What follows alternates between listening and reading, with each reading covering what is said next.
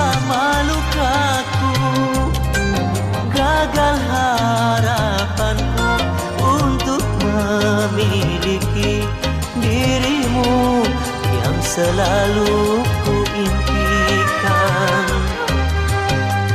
Mungkin lebih baik aku buta selamanya daripada nanti kedua mataku melihat dirimu bersanding bersama pria yang lain.